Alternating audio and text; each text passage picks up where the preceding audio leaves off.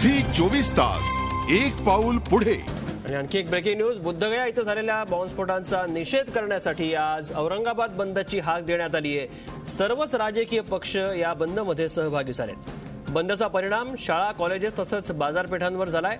एमफिलची परीक्षा देखील पुढे ढकलण्यात आली। शहरात आज रिक्षा, बस सेवा तसंच सिनेमागृह देखील बंद आहे। दुपारी 3 वाजतापर्यंत बाजारपेठा बंद ठेवण्यात येणार आहेत। अधिक जाणून घेऊया, विशाल करोळे आमचे प्रतिनिधी आपल्यासोबत आहेत। विशाल, काय नेमका परिणाम जाणवतोय?